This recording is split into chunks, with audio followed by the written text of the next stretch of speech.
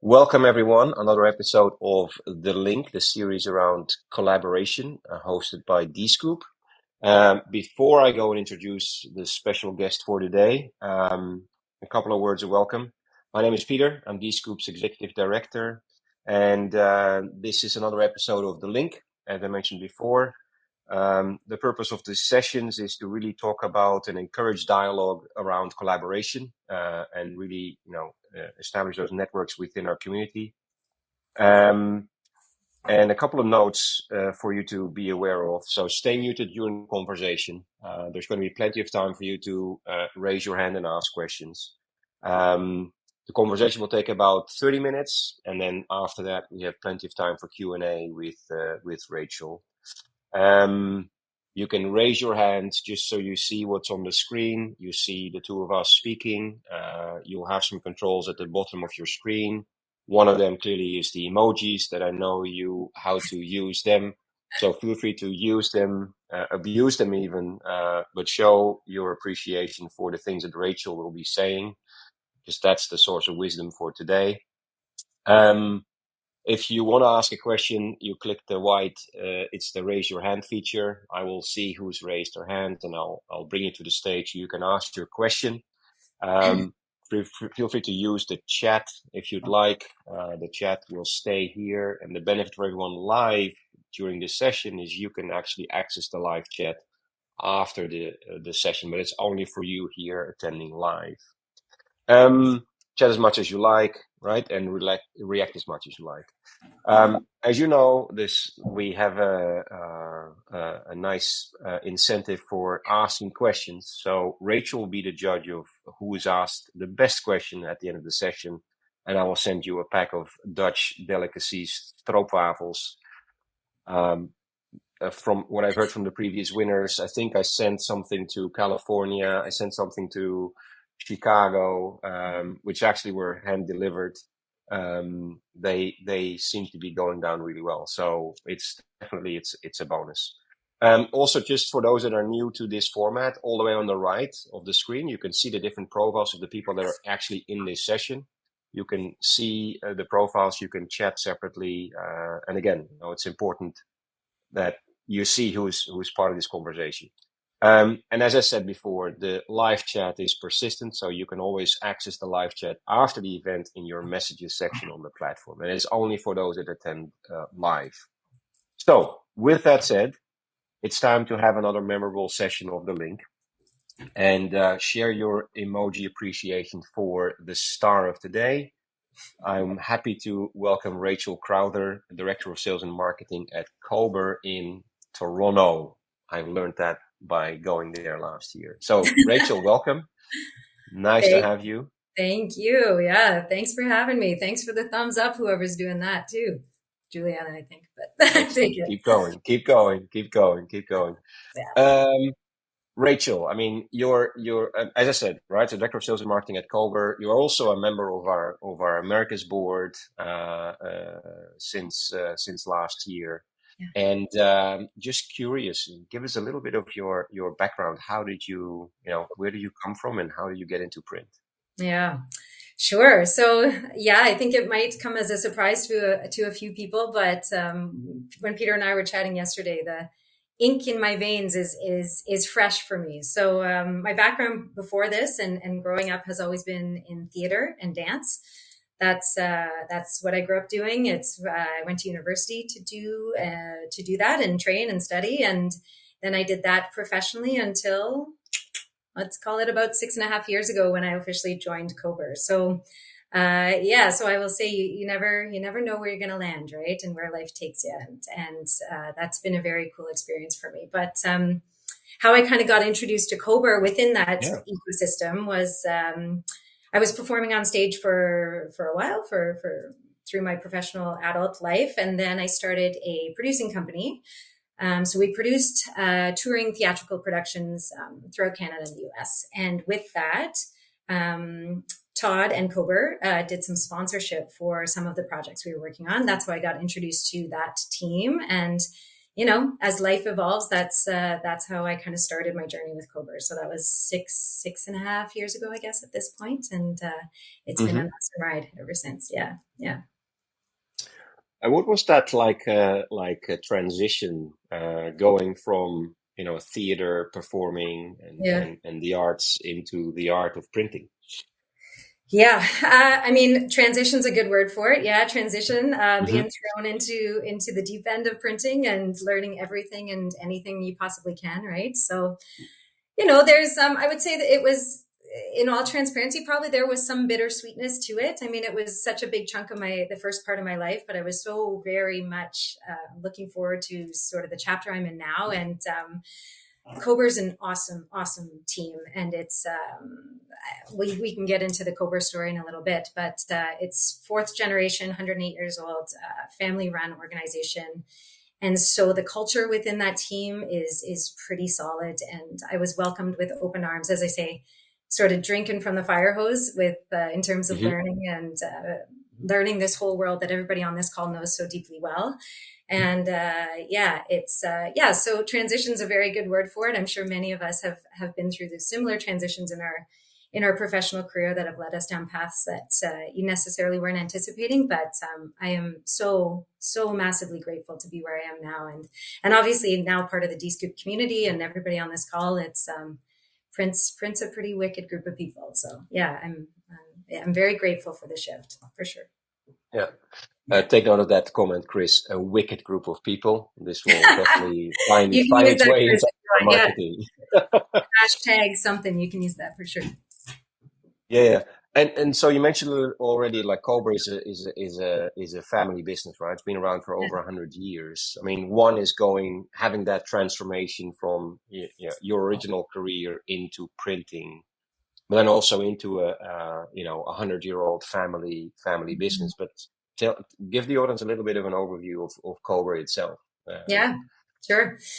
Yeah, so as I mentioned, it's we're 108 years old this year, fourth generation family leadership still. So Todd, who's our current president, it was his great grandfather who started the organization doing grocery flyers in his basement, and we have obviously massively evolved since then. But yeah, it's, as I say, the culture component of Cober and the family owned sort of foundation, I guess you could say, of who we are and what we do is still very much present. But at the same time, we're evolving pretty quickly and growing pretty quickly within our team and within the industry. So I find it's a very cool dynamic between sort of those foundational roots that have been established from the family environment and from the values that have been with us for 108 years, and then taking that dynamic and shifting that into kind of our future evolution is pretty cool. So yeah, yeah. Yeah. And then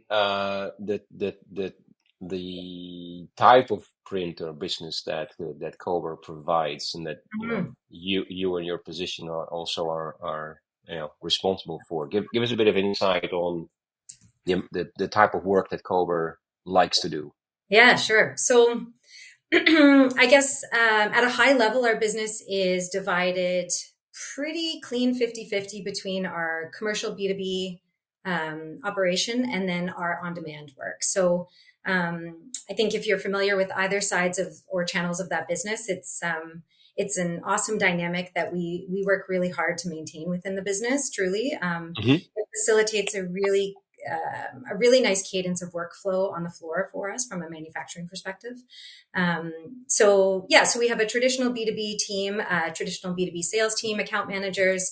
So that's docket driven work that there is true transactional work there, and then B2B programmatic work that with some really large long-term customers in that space. And then the on-demand side of our world, which includes some B2B work as well. We have online portals as well that facilitate on-demand work for our B2B clients. And then we also have the direct integrations with a lot of the global brands where we do Canadian fulfillment for them. So yeah, it's a nice split. It's a split we work pretty hard to maintain for obviously all the reasons that support the business as a whole. And yeah, it's we've been very fortunate to be able to stay fairly steady in that space. The on-demand space, no question, is growing exponentially, and a place we have Hmm. invested very heavily, I would say, over the last 2, 3 years to support that from an infrastructure perspective. So whether that's automation, workflows, technology, true machinery on the floor, resources, I would say, even organizational resources to support that. It's a place Hmm. where we put a fair bit of energy as we grow that side of the business as well. So, yeah. Yeah, yeah. And is it fair to say that you have these two sort of 50-50 parts of the business, that there is what's the difference in speed between those two? I know when you think about the throughput. Yeah, it's a fair question. I would say it probably depends on the client, the partner, and then what type of work it is. I would say a lot of our B2B work has a very programmatic workflow to it. So some of those Hmm. large B2B relationships we've done a fair bit of work and investment to get those as automated as they possibly can. Obviously, there's still human management very much required for those pieces of the business, but in terms of automating those workflows, automating dockets, things like that. So those programmatic pieces can move fairly efficiently now because we understand the business, right? We understand the cadence, the volumes, what's required. And if there's a rhythm to it, then our team kind of sets themselves up, obviously, to support that as efficiently as we can.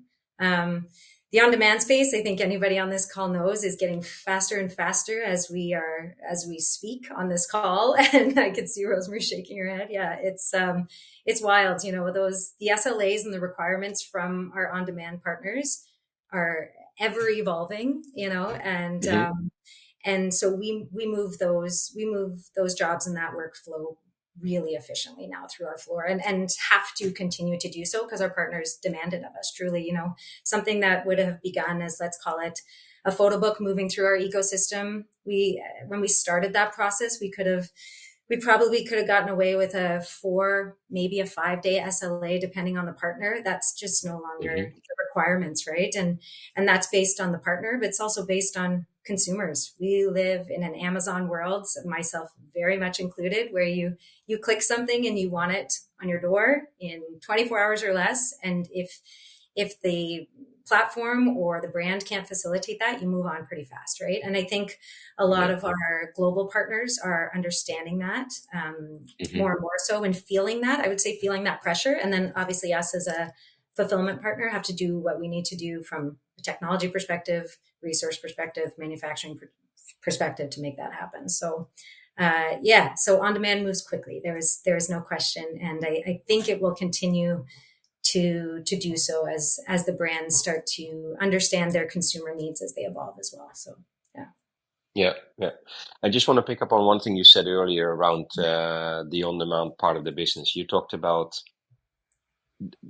like online portals. Do you also, am I right in understanding you also have some like portals that Cober owns themselves, like separate brands, or? No, we have when I say online portals, our technology team will build out a customized storefront, for lack of a better term, for our Hmm. B2B partners. So we have Okay. Yeah. a lot of our B2B partners want an on-demand portal for, let's say, it's a franchise operation, so they have various users across the country. They want to maintain Hmm. brand standards, want the pricing efficiency and automation of an on-demand workflow, but don't necessarily have a consumer facing platform. So those B2B brands will use the platform we have created to facilitate on demand print for that. So we still consider Okay. those volumes our on demand volumes because we don't touch them, for lack of a better term. I mean, our technology Yeah, yeah, team. yeah, Yeah. Yeah. yeah.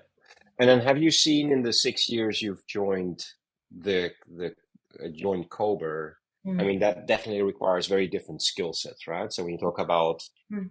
SLAs going to very, very short, like less than 24 hours almost, or in some cases, maybe even same delivery, and then building out portals and doing lots of more IT driven stuff. How is that Yeah. transition?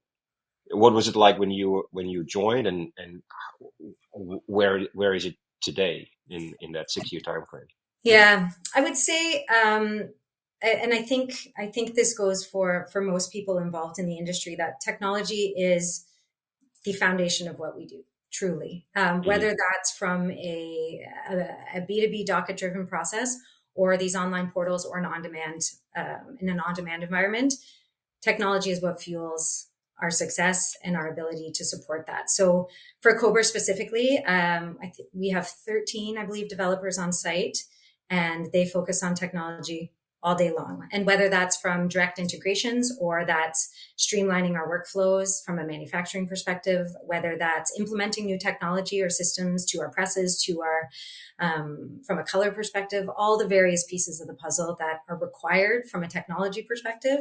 Our team is very well fleshed out to continue to support that. And truly that has been a huge, huge factor in our ability to scale as effectively as we have. And I'll knock on wood right now when I say that. But yeah, so I would say, it's, I guess to answer your question a bit more specifically, in terms of the growth from that side of the business, it's technology. It's technology and resources in technology. So that is definitely where I would say a lot of our resources go, and how that technology then fuels every other channel of the business is what is has been very cool to see the business evolve as it has in that space specifically.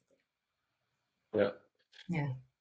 And then comes probably a challenge, right? Because you're bringing in people that are not necessarily in a traditionally manufacturing type of environment. How do you bring those two talent groups together? Because that takes some effort, I would say. Yeah. I mean, talent is a hot topic. I think it's a hot topic for Cober. I think it's a hot topic for the industry, and it's something we explore very frequently from our perspective, and in terms of what can we do to support new, fresh talent. And I think one of the things we're learning, and I guess it kind of goes back to the beginning of this conversation, is do we need people who have grown up with print in their veins, in their bodies, and have that generational understanding of the industry? And, or conversely, are we speaking to fresh talent who are technology nerds and interested in that component of the business and how that relates to what we do? And in our experience, we found that that speaking to the technology component of what we do is a very sort of sexy appeal to some of the younger talent. And then again, if you're fortunate enough to be supporting some of these really impactful global brands, that's a very attractive story to tell to fresh talent, and to be able to frame that within the narrative of what you do, and I think that's very important. At least it's something that I would say I'm cognizant of is how we frame the industry itself, and to sort of move away from the narrative of that potentially has historically been associated with the business and with the industry, and understanding that it's a really fast moving, exciting, technology driven space that I think is a very cool thing to be a part of. And it's our job, everybody on this call's job, to kind of share that with new talent and be able to best translate that out. Right. Yeah, and I think that you're finding as well that it resonates, right, with the right people, and you attract the right people to you with that sort of approach. Yeah.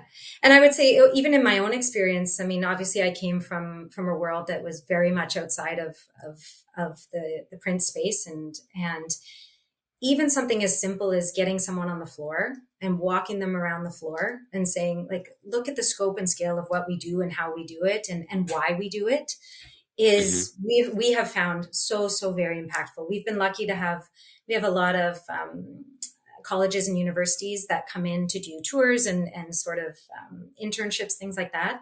And just getting those young people on the floor to say, hey, this is what an actual process looks like for that photo book you order online for your mom's birthday. This is kind of what that looks like and what that workflow looks like. And I think that connection starts to resonate pretty quickly as well. And then they start associating the manufacturing component to sort of the overall brand picture. And that's where we find that kind of connection is made. You know what I mean? Yep. Yeah. Hey, and when if you look at you talked about the scale as well. I think you've got Todd mentioned it as well in Indianapolis. There's a little bit of a building project going on, huh? A little bit. Yeah, there's a little bit of one. Yeah, we hence why I'm here today in my home. Yeah, we're adding 110,000 square feet to our current facility. So we have a few locations. We call it our headquarters. That's in Kitchener, which is just outside of Toronto. Um, that facility currently is about 80,000 square feet. We're adding 110 and change, let's call it. Mm. So that's that's underway as we speak. Myself and I think there's a few of Cober colleagues on the call, but that challenge is ongoing as to how do we kind of how do you have calls like this with bulldozers and shaking walls and dirt piles everywhere and kind of figuring that out. But it's very cool. It's obviously a very exciting time for everybody, and knock on wood that after 6 months from now we'll have a pretty impressive new space to be able to kind of settle into. So yeah, it's very exciting. It's very exciting to see it move from kind of blueprints to bulldozers, and Yeah. I mean, exciting and scary, I guess you could put in the same sentence, but Yeah. it's pretty exciting. Yeah. Yeah, but at the same time, business goes on, right? So you have to sort of, maintain the business and engage with those platforms and brands, and focusing on that specifically, sort of in the on-demand space. I mean, Yeah. you know, finding those platforms and connecting with them, bringing them, ramping up, and bringing them on. We talked Mhm. about this a little bit yesterday, the volatility and how that goes. Because if you talk about, say, the traditional, the docket driven type of business, it can be pretty linear, right? So there's not a huge amount of volatility. But when you go to the short run on demand space, that volatility starts to increase dramatically. What's your approach towards that ramp up, and how do you deal with those uncertainties? Yeah, I mean, anyone who's in the on-demand space knows that peak season is real, and the challenges and the excitement that come with peak season are all real. And I think it comes down to in terms of managing those, I guess, expectations with your partner is communication and transparency, and I think that has served us extremely well. I guess that, along with some trust and a little fairy dust, maybe goes a long way. But I think communication is key in those partnerships. I think we've all been in situations where you get promised the world, and then that's not necessarily the case. And how do you address that from an organizational perspective? And then conversely, you're in situations where potentially a brand is blossoming at the speed of light, and you haven't necessarily set your team up for that success yet, and you don't necessarily have purchasing or capacity or all of the things that need to be in place. So there's no question ebbs and flows are real. I would say our operations team, manufacturing team, really does a very solid job of mapping out our capacity and our project planning and our purchasing to be able to support that, all with a bit of wiggle room, right? Because you need the Hmm. wiggle room. But yeah, I think if you're going to be in the on-demand space, you have to sort of prescribe to the idea that those ebbs and flows are real, and your business has to be set up to support that. Otherwise, you're going to get yourself into some challenging conversations, which happen and which are necessary. But I think you need to be on side with what those ebbs and flows of peak season truly look like. And it's not just holiday peak season, right? And at least in our environment, it's you have the sort of November December push, but then there's Mother's Days, Father's Days, depending on your brand. There's graduations or whatever those look like. And the more fortunate you are, the more peaks you get, because that kind of helps even out the year. But there's no question, ebbs and flows are real, and I think you have to understand that if you're going to play in that space a little bit. Yeah. And is there any type of secret superpower that you use in understanding or foreseeing those ebbs and flows, or is it, you ride the waves of the ebbs and flows? Secret superpower. I wouldn't say we have a secret superpower, no, but I would say I'll give us this. We're pretty good at communicating, and that has Hmm. served us very well. I think communication and vulnerability on both sides from a partnership perspective are so important, and the ability to have challenging conversations with your partners is truly what takes that relationship from a transactional customer experience to a long-term partnership. I think I said this Hmm. yesterday, Peter, but from my perspective, partnerships are relationships, and you treat them as you would any other relationship that you value, right? And that communication and trust and vulnerability it goes a mile. We have learned, and again, all transparency, when we came out of the gate, there were opportunities and relationships we had where, let's say, a press goes down. It's third week of Mhm. November and a press goes down, and we're like, Yeah. oh, this is not good. How are we going to handle this? And Oops. our team works their magic, and let's say a press is back up in 24 hours, and that's great. But we've also learned, just communicate that out to the brand and give the brand an opportunity to change expectations on the customer's end, to be able to get ahead of it from their perspective. No harm done, right? And I think just being able to build that kind of relationship with the people that you're are supporting your business truly, right? Yeah. Is really important. So yeah, I would say those hard conversations help mitigate a lot of the uncertainty in that space sometimes. Yeah. But you mentioned as well before, right? So you have to work on those things like vulnerability, trust. Um, but how do you know, is there a specific approach you use, or do you prioritize that at the beginning of a relationship and making sure you get to that level that probably the sooner you can have those hard conversations, the better, right? I mean, the sooner, not because you have to have them, but that you have that comfort level of having them. Yeah. Yeah, fair point. I think having the comfort level to be able to have them is key, right? And I think we can all, there's all if we're speaking on demand specifically, but I think for us it pertains to both sides of the business, our on demand side, and then those large kind of hairy B2B programmatic opportunities. Um, to me that's the same type of relationship and the same type of sort of value requirement from a partnership perspective. And there's all those Mm. transactional pieces that you have to obviously align on, right? Like product, spec, pricing, all those pieces of the puzzle that you need to get out of the way. And then I think it's about understanding culture, understanding communication styles, what they need, um, what we need, and making sure that those pieces are aligned too. Because at least from our experience, if the partner needs X and you can't provide X, you're going to get into a hard place pretty quickly. So I think it's about being upfront with expectations. I'll say from Cober's perspective, we've had partnerships, long-standing, very valuable partnerships to us, and there have been times they've come to us and said, "Hey guys, we need you to perform differently, or we need X type of reporting from you, or whatever the requirement is from a partnership perspective, something we were not giving them currently." And our team kind of comes together and says, okay, we have to figure this out. We need to do this, right? And from that, it allows all of our partnerships to flourish, right? Because we now have an infrastructure in place that can support it if it's a reporting component, or if it's a smoother shipping post back, whatever that might look like, right? So Hmm. um, yeah, so I think getting to a place where there's comfort in communication is very important. I don't think it happens quickly necessarily. Hmm.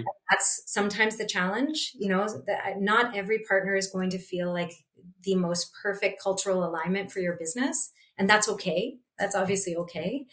Yeah. Um, and I think it's about just being able to nurture them as best as you possibly can, and give the partner enough comfort in communication back, right? That's key. If they're Yeah. comfortable saying, "Hey guys, I need something," then it well positions you to support Yeah. You mentioned cultural alignment, and it. Mm, then you also mentioned all the factual stuff, right? So the SLAs and the pricing and the yeah, spec and everything else. yeah. Is there at some point at in the relationship that balance changes, or is it always equally important? I mean, one feeds into the other, but you know, maybe if you can give me some insight when you look at the evolution of such a relationship, Mm. you know, w seeing the ebbs and flows, which takes sort of which is in the lead of the two, the cultural alignment, or the factual almost meeting requirements.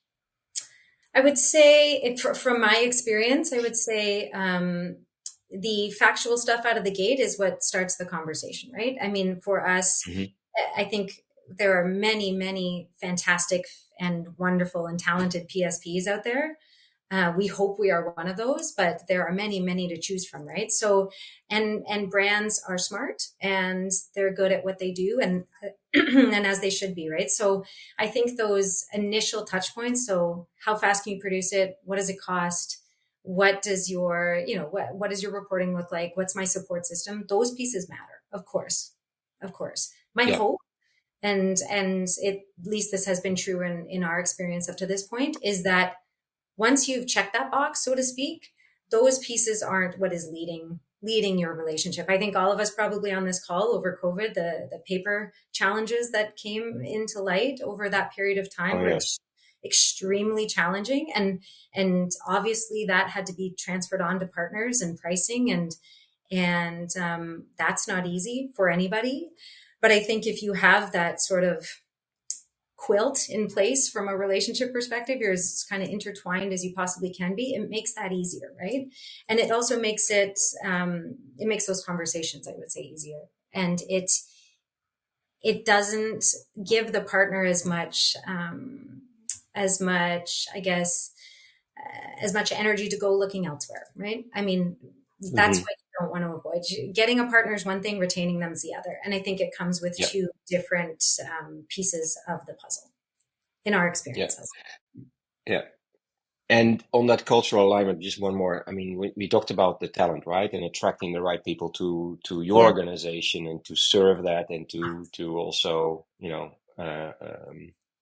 align with the values of Cober itself. Yeah. Do you provide some special support or training or guidance, or how do you empower your team to have the same values as you, but also ensure that alignment with his partner, and that they can at their levels also have these hard conversations with your partners? Yeah, that's a great question. And I think it's something we're, I would say, actively working on as we move. I think in any organization, I think some of those hard conversations, you feel such ownership over, right? Because you're like, you want Hmm. to protect that relationship so deeply. But we've been, we're in a very fortunate position that we have team members, and we literally were talking about this other day in a boardroom when we were chatting through a situation, is that it's we feel very fortunate to have team members that can have those conversations with complete autonomy, and we have complete trust in those conversations. I feel like that is a very privileged place for us to be, to say, I don't need to have that conversation. I trust someone else implicitly to do so.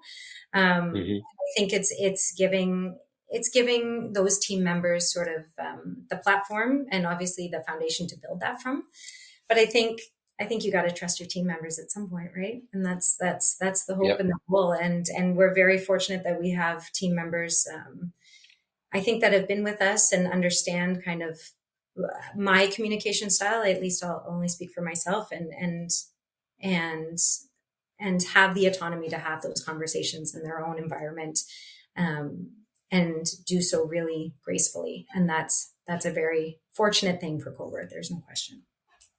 No, that's good. Yeah, because it might also take the sting out of any situation earlier, before it starts to maybe then escalate. And Exactly. you have to have the really hard conversation. That's probably something you want to avoid, right? Exactly. Exactly. And I think, again, I'll just keep saying it all comes back to communication, how you communicate.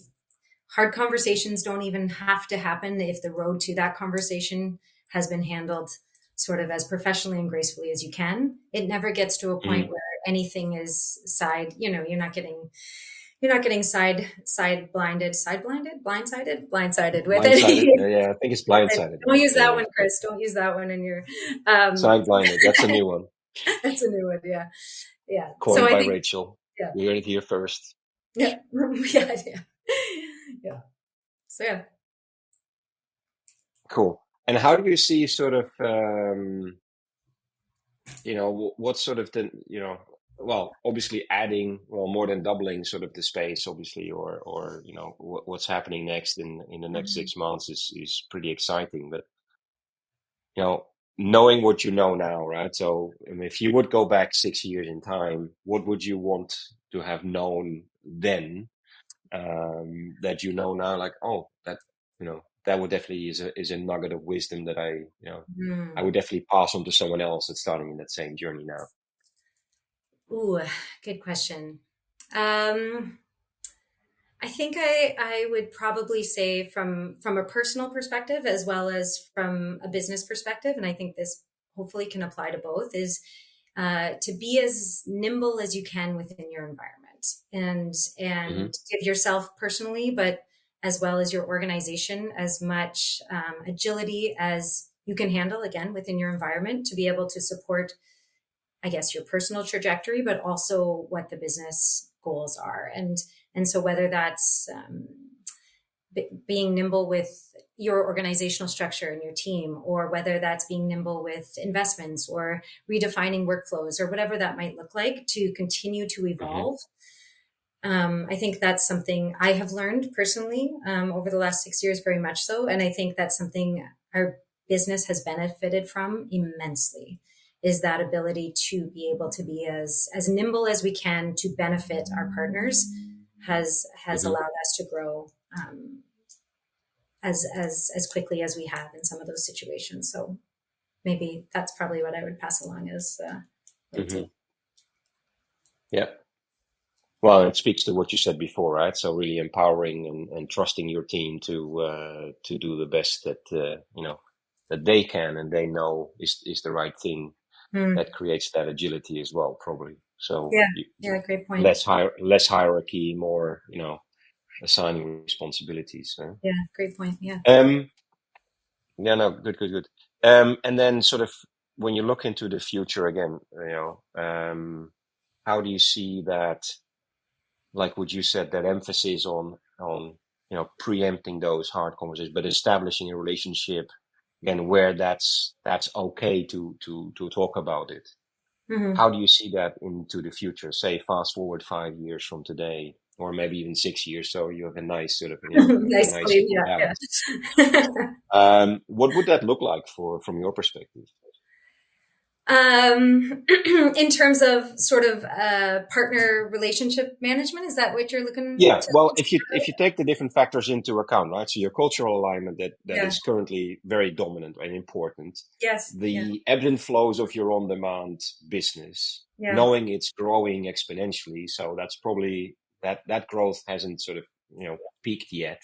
Hmm. uh, Shorter delivery times. So there's going to be more pressure and more speed in that process. Do you Hmm. have the time to work on that cultural alignment, or do you have to really focus on just the quicks, not the quick, but the measurable things, and that makes it, well, take the subjectivity out of that relationship. Yeah. Got you. I think I think at least in some of our conversations internally, I think something that we are very aware of from a future perspective, and I would say it very much speaks to the on-demand world. But again, I think it translates very much so back to a lot of our large programmatic work.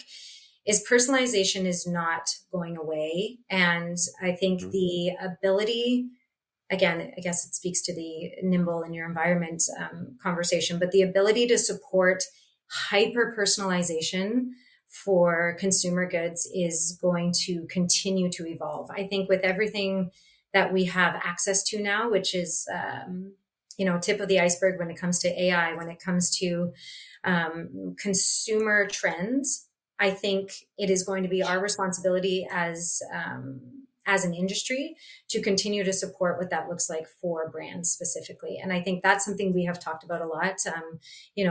We have the ability to do personalization obviously now, but I think it's going to evolve, whether that's from streamlining how you personalize packaging, or Yeah. how are you supporting AI technology within a personalized product, and just kind of those pieces of the puzzle. I think that's going to continue to evolve, and I would say 6 years from now, I think we're all going to be in a very exciting but very different industry, and I think Yeah.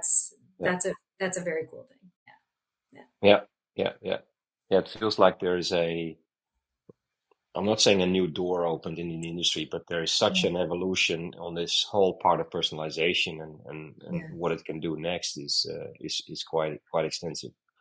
yeah. Um, we're gonna just we'll continue, but I just want to make sure everyone can now start to raise their hands, and obviously, the race is on for the best question and we'll get the stroopwafels. The bar has been set by Francesca actually on the last session, who is here.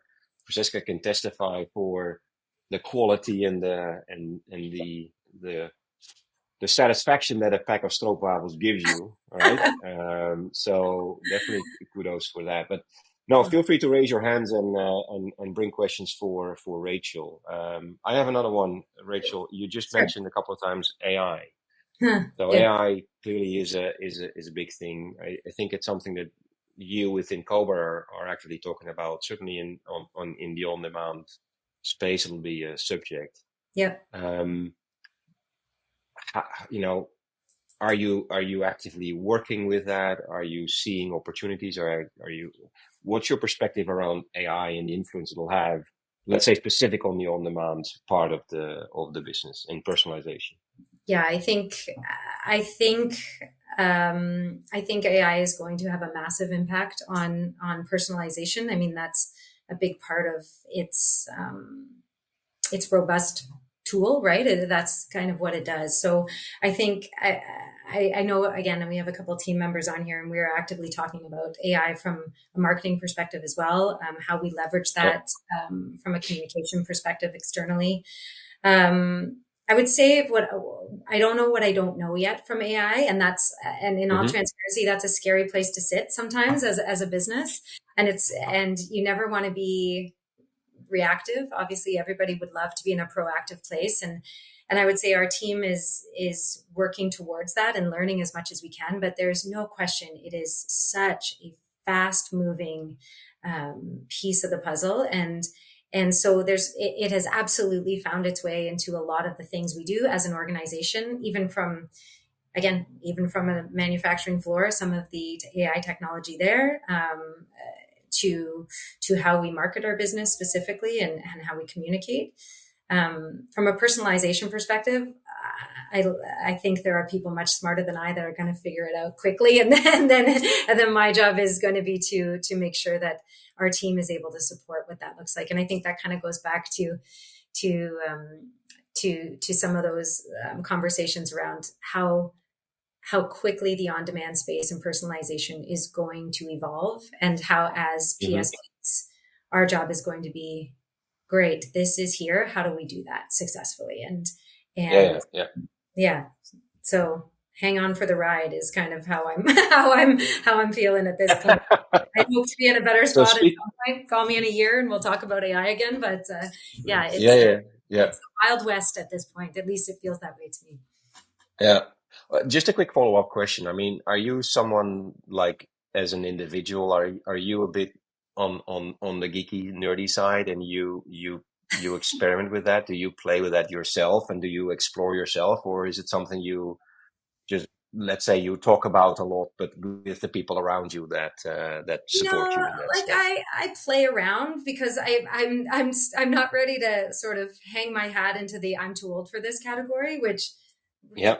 we're close, but I'm not quite ready to give into that. But so I play around, on my time to kind of see how you can leverage it, what the kids are doing with AI, and how they're leveraging it in various ecosystems. But I would say I dabble. There is no way that I am as skilled as so many people out there, probably including Chris on this call, with AIs who can leverage it in much smarter ways than I personally can, and including my team who's on this call, they are also much smarter than I am when it comes to things like that. So yeah, it's definitely something we're all, I would say, actively exploring, learning about, leveraging as best to our abilities, and then to be able to react to it when it comes down from a manufacturing perspective, and how we then Yeah. support Yeah. that, right?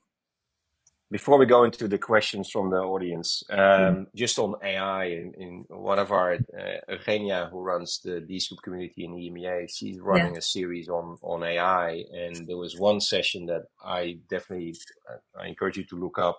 This was someone from a label printer in Germany, and how they Mm, use Midjourney on the creative side, because they have to do a lot of pitches to brands, and basically they use that to generate images that are so closely aligned to that cultural aspect, as you said before, right? The cultural alignment with right. the prospective client, Yeah. that they could present like a whole. like label portfolio Mm-hmm. by using AI and generating those images. And that was such a, I was blown away in that Yeah. session myself. I'm a bit of a nerd, and I dabble with it as well and try to Yeah. do my best to Yeah. keep up with Eugenie on our team. But Yeah. that was just quite interesting on such a very unexpected approach and how you could leverage that. So Very cool. curious to see what happens in the next couple of years, or Yeah. next couple of months probably on Yeah. that. Weeks or days. We'll see. Yeah. Weeks, days, months. Yeah. Yeah. Anyway, it's a hot topic. Speaking of hot topic, we have a question. We have Andy that has raised his hand. So I'm going to bring it to the stage, Andy, and then so please go ahead and bring your question to Rachel. No, Rachel, a very nice interview here. I love your perspective when it comes to relationships, not only with your clients, but with your vendors, with your family aspects of the Cober family. Mm-hmm. I'm very close to the Cober family, as you know, and really proud of our humble relationship with them and how we've been a small part of your growth through our technology. So proud of that. The question I have is obviously with the new building and the expansion that continues, which again, best of luck with that. Technology is a big part. You mentioned workflow, you mentioned automation. Yeah. And as you grow more into that and you get into the new building, Mm-hmm. what's the, from a not only technological perspective, that's more of a technical question. What's the next steps of automation? Obviously, back end, probably with robotics, cobots, and things, Mm-hmm. which we're really excited to be a part of. When it comes to sustainability, a very hot topic, especially in Europe, becoming much more so here domestically. Yeah. How does that play into, from your perspective, on the marketing side? I mean, technologically wise, the more AI, the more personalization. You got to get touchless workflow. You got to get workflow going.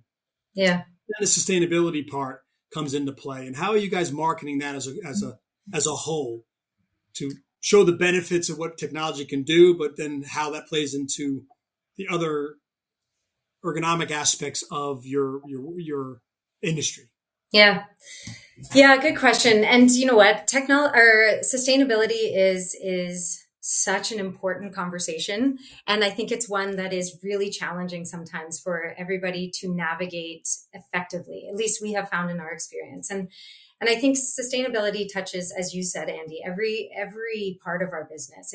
From how do we communicate around our sustainability strategy, and that is something we are actively working on as well, because we want to ensure it comes from a place of authenticity, obviously, right? And that's very important to the Cober team, to myself, to our marketing team, and so we need to ensure we're doing that effectively. We have in-house, we have a green team, which they're awesome. They have great t-shirts, and they work very hard from a sustainability perspective through all aspects of our business.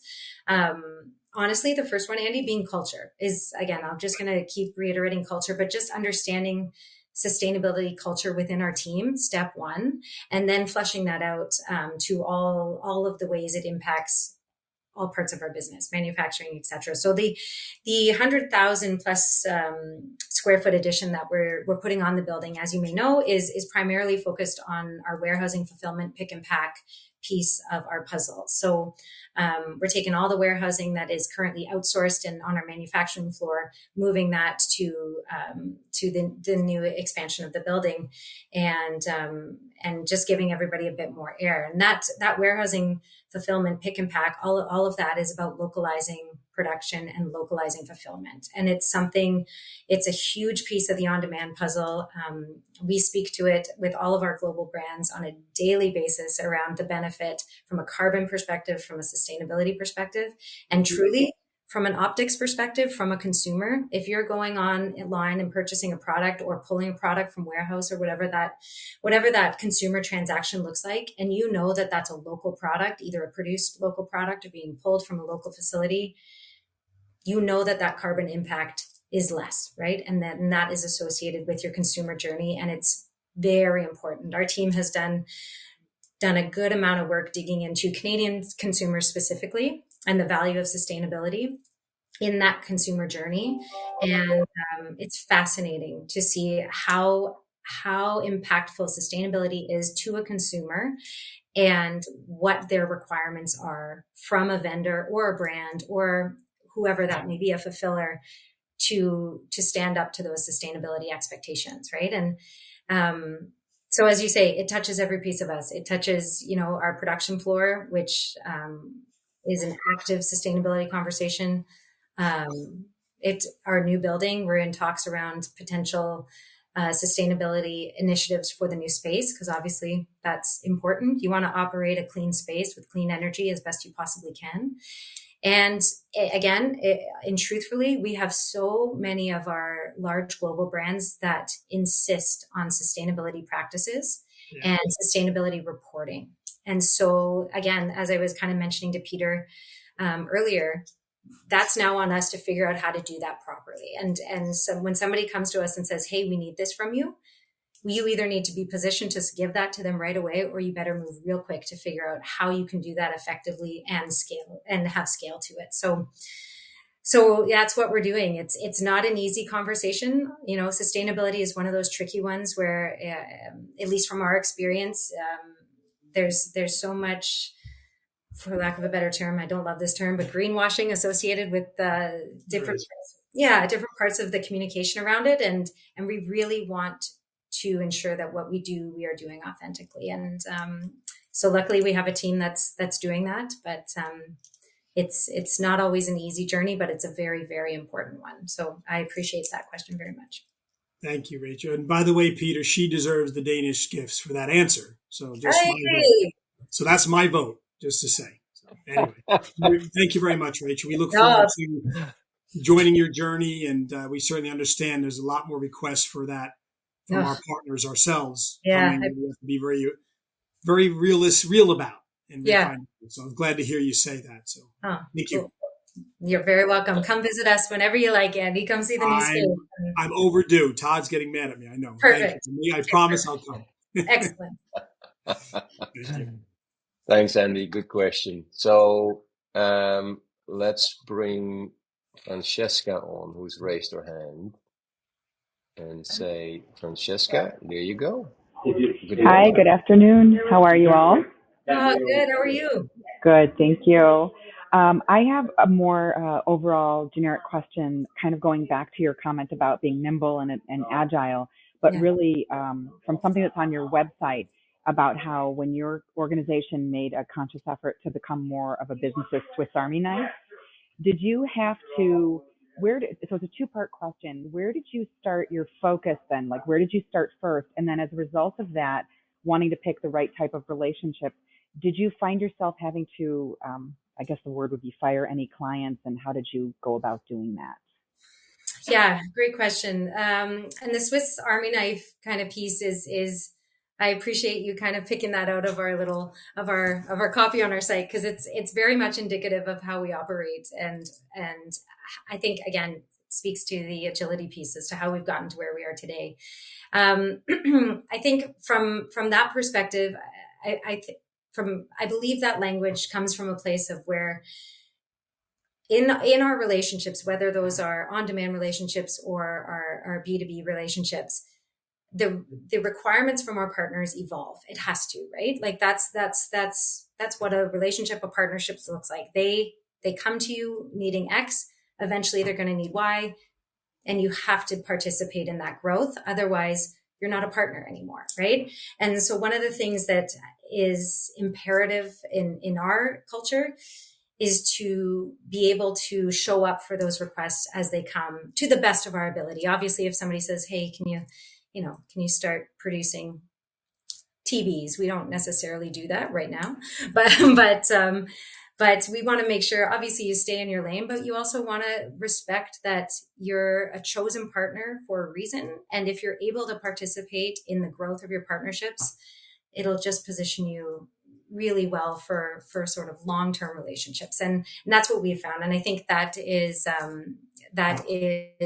where the Swiss Army knife came from, and very much part of the fabric of kind of how we operate, I guess it's fair to say. Did that answer your question, Francesca? I don't know if that.